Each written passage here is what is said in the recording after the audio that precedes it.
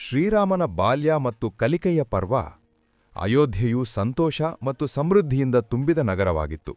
ರಾಜ ದಶರಥ ಮತ್ತು ಅವನ 3 ರಾಣಿಯರಾದ ಕೌಸಲ್ಯೆ, ಸುಮಿತ್ರೆ ಮತ್ತು ಕೈಕೇಯಿಯರ ಕಣ್ಣುಗಳ ತಾರೆಗಳು ಆ 4 ಪುತ್ರರು: ಶ್ರೀರಾಮ, ಭರತ, ಲಕ್ಷ್ಮಣ ಮತ್ತು ಶತ್ರುಘ್ನರು. ಈ 4 ರಾಜಕುಮಾರರು ಅಯೋಧ್ಯೆಯಲ್ಲಿ ಒಟ್ಟಿಗೆ ಬೆಳೆದರು. ಶ್ರೀರಾಮನು ಎಲ್ಲರಿಗಿಂತ ಹಿರಿಯ ಮತ್ತು ಎಲ್ಲರ ಪ್ರೀತಿಪಾತ್ರ. ಲಕ್ಷ್ಮಣನಿಗೆ ರಾಮನೆಂದರೆ ಜೀವ.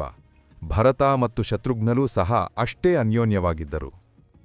ವಸಿಷ್ಠರ ಪಾಠಶಾಲೆ. ಸರಿಯಾದ ವಯಸ್ಸಿನಲ್ಲಿ ದಶರಥ ಮಹಾರಾಜನು ತನ್ನ ಕುಲಗುರುಗಳಾದ ವಸಿಷ್ಠ ಮಹರ್ಷಿಗಳ ಆಶ್ರಮಕ್ಕೆ ಮಕ್ಕಳನ್ನು ಕರೆದೊಯ್ದನು. ಆ ಆಶ್ರಮ ಕೇವಲ ಪಾಠಶಾಲೆಯಾಗಿರಲಿಲ್ಲ, ಅದು ಜ್ಞಾನ ಮತ್ತು ಶಿಸ್ತಿನ ದೇವಸ್ಥಾನವಾಗಿತ್ತು. ರಾಜಧರ್ಮ ಮತ್ತು ನೀತಿ. ವಸಿಷ್ಠರು ಮಕ್ಕಳಿಗೆ ವೇದಗಳು, ಉಪನಿಷತ್ತುಗಳು ಮತ್ತು ರಾಜನು ಹೇಗೆ ಆಳಬೇಕು ಎಂಬ ರಾಜಧರ್ಮದ ಪಾಠಗಳನ್ನು ಬೋಧಿಸಿದರು. ರಾಮನು ಅತ್ಯಂತ ವಿನಯದಿಂದ ಮತ್ತು ತೀಕ್ಷ್ಣ ಬುದ್ಧಿಯಿಂದ ಎಲ್ಲವನ್ನೂ ಗ್ರಹಿಸಿದನು. ಯುದ್ಧಕಲೆ.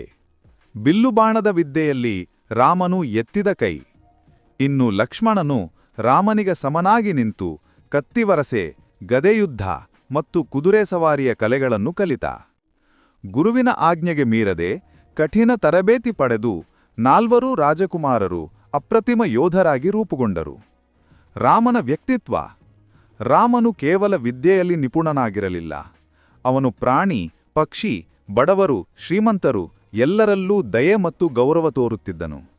ಅವನ ಮುಖದಲ್ಲಿ ಸದಾ ಶಾಂತಿಯ ನಗು ಇರುತ್ತಿತ್ತು.